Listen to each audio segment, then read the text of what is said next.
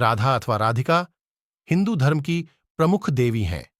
वे भगवान श्री कृष्ण की प्रेमिका और संगनी के रूप में जानी जाती हैं एवं दोनों को राधा कृष्ण के रूप में पूजा जाता है। राधा कृष्ण के ऊपर कई काव्य रचना की गई हैं। रासलीला उनकी शक्ति और रूप का वर्णन करती है।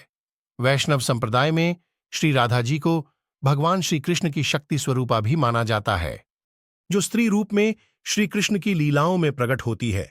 गोपाल सहस्त्र नाम के 19वें श्लोक में वर्णित है कि महादेव जी द्वारा जगत माता पार्वती जी को बताया गया है कि एक ही शक्ति के दो रूप हैं, राधा और कृष्ण, तथा ये रहस्य स्वयं श्री कृष्ण द्वारा श्री राधा रानी को बताया गया है। अर्थात राधा ही कृष्ण है और कृष्ण ही राधा हैं। अधिकांश लोग राधा कृष्ण की चर्चा करते हैं, राधा रानी और श्री कृष्ण के प्रेम की बातें करते हैं। आज भी राधा कृष्ण के प्रेम की मिसालें दी जाती हैं। राधा रानी श्री कृष्ण को सच्चे मन से प्रेमी रूप में पूजा करती थीं और श्री कृष्ण भी सबसे अधिक प्रेम बांसुरी और राधा रानी से करते थे। राधा कृष्ण की जोड़ी आज के नवयुगल प्रेमियों को उत्साहित करती है। राधा और कृष्ण की प्रेम कहानी प्रेम में समर्पित होने की प्रेरणा देती है। तो आइए श्री राधा कृष्ण की प्रेम कहानी की शुरुआत करते हैं। राधा रानी का जन्म हिंदू धार्मिक मान्यताओं के अनुसार उत्तर प्रदेश के मथुरा जिले गोकुल महावन कस्बे के निकट रावल गांव के मुखिया वृषभानु जी एवं कीर्ति जी की पुत्री के रूप में हुआ था। राधा रानी के जन्म के विषय में यह कहा जाता है कि राधा रानी माता के पेट से पैदा नहीं हुई थीं। उनकी माता ने गर्भ को धारण कर रखा था, किंतु उन्होंने योग माया की प्रेरणा से वायु को ही जन्म दिया, परंतु वहां स्वेच्छा से राधा रानी प्रकट हो गईं। श्री राधा रानी निकुंज प्रदेश के सुंदर मंदिर में अवतीर्ण हुईं। उस समय भाद्रपद का महीना था। शुक्ल पक्ष की अष्टमी तिथि अनुराधा, नक्षत्र मध्याह्न काल 12 बजे, सोमवार का दिन था। राधा रानी के जन्म के साथ इस दिन को राधा अष्टमी के रूप में मनाया जाने लगा। राधा रानी जब से प्रकट हुई थीं, तब से उन्होंने आंखें ही नहीं खोली थीं। इस बात से उनके माता पिता बहुत दुखी रहा करते थे। कुछ समय पश्चात जब नंद बाबा की पत्नी यशोदा जी गोकुल से अपने लाडले श्री कृष्ण को लेकर वृषभानु जी के घर आती हैं, तब वृषभानु जी और कीर्ति जी उनका स्वागत करते हैं। यशोदा जी जब श्री कृष्ण को गोद में लेकर राधा रानी के पास जाती हैं और जैसे ही राधा और कृष्ण आमने सामने आते हैं, तब राधा रानी पहली बार अपनी आंखें खोलती हैं। अपने प्राण प्रिय श्री कृष्ण को देखने के लिए राधा रानी एकटक श्री कृष्ण को देखती हैं और श्री कृष्ण भी अपनी प्राण प्रिया राधा रानी को अपने सामने एक सुंदर सी बालिका के रूप में देखकर बहुत आनंदित होते हैं, जिनके दर्शन बड़े बड़े देवताओं के लिए भी दुर्लभ हैं और तत्वज्ञ मनुष्य सैकड़ों जन्मों तक तप करने पर भी जिनकी एक झलक तक नहीं पाते, वे ही श्री राधा रानी जब वृषभानु जी के यहाँ साकार रूप में प्रकट हुईं। राधा रानी श्री कृष्ण की शक्ति हैं। राधा के बिना कृष्ण पूर्ण नहीं है। यह बात स्वयं श्री कृष्ण राधा रानी से कहते हैं। राधा रानी का चरित्र इतना विशाल और रहस्यमय है कि उसे समझना अत्यंत कठिन है। भागवत पुराण में राधा नाम का उल्लेख नहीं है, क्योंकि इस पुराण के वाचक सुखदेव जी हैं और राधा रानी सुखदेव जी की परम आराध्या एवं गुरु थीं। इसलिए वे श्री राधा रानी का नाम नहीं ले सकते थे। शास्त्रों के अनुसार गुरु का नाम लेना धर्म संगत नहीं है, अनुचित होता है। गर्ग संहिता के अनुसार एक जंगल में स्वयं ब्रह्मा जी ने राधा रानी और श्री कृष्ण का गंधर्व विवाह करवाया था। हुआ ये था कि नंद बाबा श्री कृष्ण को लेकर पास के एक गांव जिसका नाम भंडिर था ले जाया करते थे। वहां श्री कृष्ण की मुलाकात राधा रानी से होती थी। एक बार जब श्री कृष्ण अपने पिता नंद बाबा के साथ भंडिर गांव पहुंचे तो अचानक तेज रोशनी चमकी और मौसम बिगड़ने लगा। कुछ ही समय में आसपास सिर्फ और सिर्फ अंधकार छा गया। इस अंधकार में एक पार लौकिक शक्ति का अनुभव हुआ। वह शक्ति और कोई नहीं, स्वयं राधा रानी थीं। जैसे ही यह घटना घटी, श्री कृष्ण ने अपने बाल रूप को छोड़कर किशोर रूप धारण कर लिया और जंगल में ब्रह्मजी ने विशाखा और ललिता की उपस्थिति में राधा कृष्ण का गंधर्व विवाह करवा दिया। राधा कृष्ण के विवाह के उपरांत मौसम सामान्य हो गया तथा राधा रानी ब्रह्मजी, विशाखा और ललिता अंतर्ध्यान हो गए। असल में इस वास्तविक घटना को अलंकृत कर दिया गया है। राधा रानी सचमुच में श्री कृष्ण से उम्र में बड़ी थीं और सामाजिक दबावों के चलते यह संभव नहीं था कि उम्र में बड़ी लड़की से विवाह किया जाए। श्री कृष्ण और राधा रानी में बहुत ही गहरा प्रेम था। ऐसे में एक दिन श्री कृष्ण ने अपनी मां यशोदा से कहा कि मैया, मैं राधा से विवाह करना चाहता हूं। यह सुनकर यशोदा मैया ने कहा कि राधा तुम्हारे लिए ठीक लड़की नहीं है। इस पर श्री कृष्ण ने कहा, पर क्यों मैया? तब यशोदा मैया ने कहा, पहला तो यह कि राधा तुमसे उम्र में 5 साल बड़ी है, और दूसरा यह कि उसकी मंगनी पहले से ही किसी और से हो गई है, जिससे राधा की मंगनी हुई है। वह कोई और नहीं, मेरा भाई है, जिसका नाम रायाण है, और वह तुम्हारा मामा है। वह कंस की सेना में एक उच्च पद पर है, अभी युद्ध करने गया है। जब लौटकर आएगा तो राधा के साथ उसका विवाह हो जाएगा।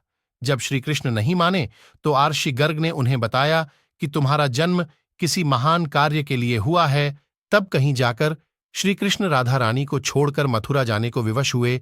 इधर राधा रानी के परिवार वालों को जब यह पता चला कि राधा श्री कृष्ण की मुरली सुनकर उनके प्रेम में नाचती हुई उनके पास पहुंच जाती है, तो उन्होंने राधा रानी को घर में कैद कर दिया।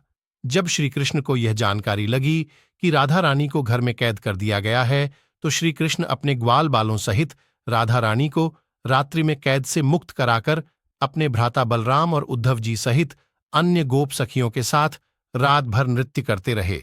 यह रात पूर्णिमा की रात थी। जब महारास हुआ था, उसी रात राधा रानी की मां राधा के कक्ष में ये देखने गईं कि राधा है कि नहीं, तो राधा उन्हें सोते हुए मिली। कहते हैं उस वक्त श्रीकृष्ण को 2 चीजें बड़ी ही प्रिय थीं, बांसुरी और राधा श्री कृष्ण की। बांसुरी की धुन सुनकर राधा रानी के जैसे प्राण ही निकल जाते थे। कई जन्मों की स्मृतियों को कुरेदने का प्रयास होता था, और राधा रानी श्रीकृष्ण के पास खींची चली आती थीं।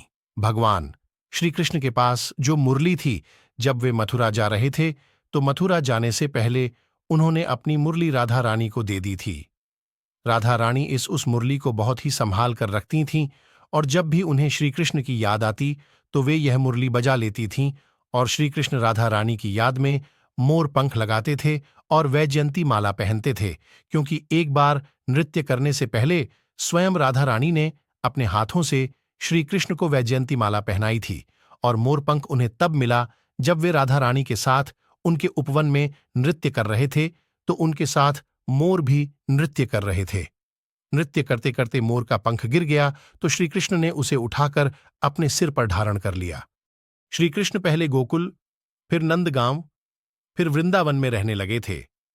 वृंदावन में ही राधा रानी के परिवार के लोग भी रहने आ गए थे। बस यहीं से राधा रानी और श्रीकृष्ण का प्रेम गहरा हुआ। विष्णु पुराण में वृंदावन में श्रीकृष्ण की लीलाओं का वर्णन मिलता है। मान्यता है कि यमुना के एक घाट पर श्रीकृष्ण और राधा रानी युगल स्नान करते थे। यहीं पर श्रीकृष्ण और गोपियां आंख मिचौली का खेल खेलते थे। यहीं पर श्रीकृष्ण और उनके सभी सखा और सखियां मिलकर रास लीला करते थे। कृष्ण की शरारतों के कारण ही उन्हें बांके बिहारी कहा जाता है। वृंदावन में यमुना नदी के प्रत्येक घाट से भगवान कृष्ण और राधा रानी की प्रेम कथा जुड़ी हुई है। ब्रह्म वैवर्त पुराण के प्रकृति खंड 2 के अध्याय 49 के श्लोक 39 और 40 के अनुसार राधा रानी जब बड़ी हुईं तो उनके माता पिता ने रायाण नामक एक व्यक्ति से उनका विवाह निश्चित कर दिया। उस समय राधा रानी घर में अपनी छाया को स्थापित करके खुद अंतर्ध्यान हो गईं। उस छाया के साथ ही रायाण का विवाह हुआ। इसी श्लोक में आगे बताया गया है कि श्रीकृष्ण की माता यशोदा का वह रायाण सगा भाई था, जो गौलोक में श्रीकृष्ण का अंश और यहां यशोदा के संबंध से उनका मामा था। जब श्रीकृष्ण वृंदावन छोड़कर मथुरा चले गए, तब राधा रानी के लिए उन्हें देखना और उनसे मिलना और भी दुर्लभ हो गया। कहते हैं राधा रानी और श्रीकृष्ण का पुनर्मिलन कुरुक्षेत्र में हुआ था, जहां सूर्य ग्रहण के अवसर पर द्वारिका से श्रीकृष्ण और वृंदावन से नंद बाबा के साथ राधा रानी आई थीं। राधा रानी सिर्फ श्रीकृष्ण को देखने और उनसे मिलने ही नंद बाबा के साथ आई थीं। इसका वर्णन पुराणों में भी मिलता है। कहते हैं इसके बाद राधा रानी और श्रीकृष्ण की अंतिम मुलाकात द्वारिका में हुई थी। सारे कर्तव्यों से मुक्त होने के पश्चात राधा रानी आखिरी बार अपने प्रियतम श्री कृष्ण से मिलने गई। जब वे द्वारिका पहुंची तो उन्होंने श्री कृष्ण के महल और उनकी 8 पत्नियों को देखा। जब श्री कृष्ण ने राधा रानी को देखा तो वे बहुत प्रसन्न हुए। तब राधा रानी के अनुरोध पर श्री कृष्ण ने उन्हें महल में एक देविका के रूप में नियुक्त कर दिया। कहते हैं राधा रानी महल से जुड़े कार्य देखती थीं और मौका मिलते ही श्री कृष्ण के दर्शन कर लेती थीं। ऐसे ही काफी समय व्यतीत हो गया। एक दिन उदास होकर राधा रानी ने महल से दूर जाना तय किया। राधा रानी दूर जंगल के एक गांव में रहने लगी। धीरे धीरे समय बीता और राधा रानी बिल्कुल अकेली और कमजोर हो गई। उस वक्त उन्हें भगवान श्री कृष्ण की याद सताने लग गई। आखिरी समय में भगवान श्री कृष्ण राधा रानी के सामने आ गए। भगवान श्री कृष्ण ने राधा रानी से कहा कि उनसे कुछ मांग लें, लेकिन राधा रानी ने मना कर दिया। श्री कृष्ण के दोबारा अनुरोध करने पर राधा रानी ने कहा कि वे आखिरी बार उन्हें बांसुरी बजाते देखना और सुनना चाहती हैं। श्री कृष्ण ने बांसुरी ली और बेहद सुरीली धुन में बजाने लगे। भगवान श्री कृष्ण ने दिन रात बांसुरी बजाई। बांसुरी की धुन सुनते सुनते एक दिन राधा रानी ने अपने शरीर का त्याग कर दिया। राधे राधे मित्रों, कृपया कमेंट में राधा रानी के नाम की हाजिरी लगाना न भूलें। अगर आपको यह वीडियो पसंद आया हो और आगे भी आप ऐसे ही ज्ञानवर्धक वीडियो देखना चाहते हो तो मेरे इस चैनल को लाइक और सब्सक्राइब जरूर करें और बेल आइकन को अवश्य दबाएं, जिससे मेरे द्वारा बनाए गए नए वीडियो की जानकारी आपको मिल सके। आप कमेंट के द्वारा अपना सुझाव भी दे सकते हैं। राधे राधे।